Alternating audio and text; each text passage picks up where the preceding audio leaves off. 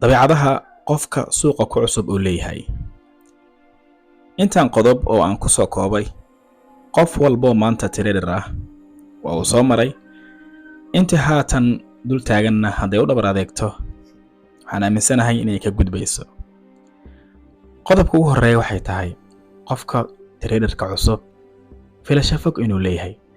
Maanta oo idil dhan waxa uu xisaabinayaa calculator buu soo qaadanayaa, trade lacagtiisa ayuu isku darayaa, kala jarayaa. Maanta oo dhan xisaabaad ay ku jiraan. Filashadiisa ayaa aad u fog. Qodobka labaad waxay tahay oo qofka cusub uu leeyahay inuu trade-ka ku degdego asigoona waqtigiisa la gaarin. Oo waxa uu leeyahay trade-kani ama ku dhaafaa maanta oo ayaa dul joogtay rulkii asoo wax ka dhiman ayuu qaadanayaa. Dabeecadahaasi waxa leh qofka suuqa ku cusub. Sidoo kale qodobka saddexaad waxay tahay inuu trade-ka oo ka arguto. Tusaale trade-ka asal ayuu dhacayaa oo waatii ku degdegay kadib waxa uu qaadanayaa trade-ka xiga asigoona aan ka fiirsanin oo uu rabo lacagtii ka tagtay oo uu doonayo lacagtii uu ku hareer maray inuu dib u soo ceshto.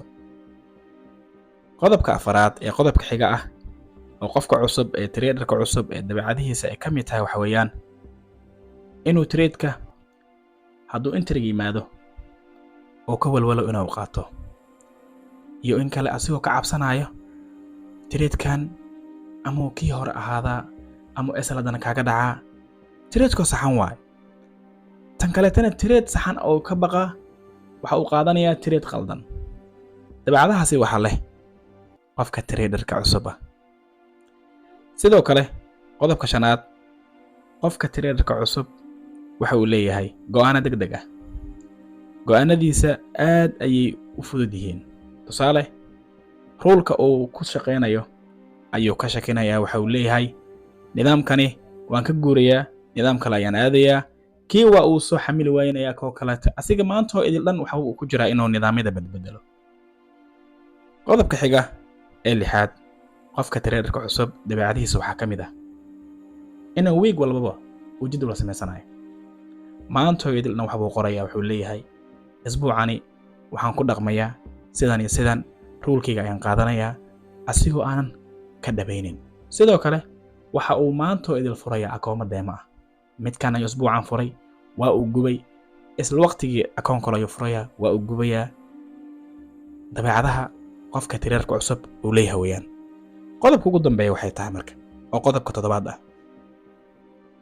Maanta oo idil waxa uu dul marayaa beeris fara badan asigoo ka raadinaya entry. Maba rabiibo asiga maanta trade la'aan inuu ahaado wuxuu ka xigaa inuu akoonkiisa khasaaro. Laakiin dabeecadahani qof walbo maanta trader ah oo soo maray. Laakiin dad fara badan way adkeysan waayeen oo ay ka dhaqaaqeen. Laakiin intii uu dhabar adeegtay waa inta haatan guusha ka wada gaartay. Marka maahan wax dhiba, maahan wax oo qof walba soo marin. Soomaali waxay ku maamahdaa geelaba laba jir soo wada mar.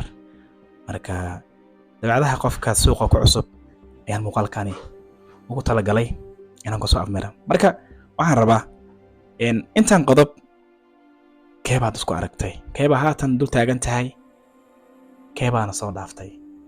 aad baad mahadsantihiin. Assalaamu calaykum waraxmatullaahi wabarakaatuh.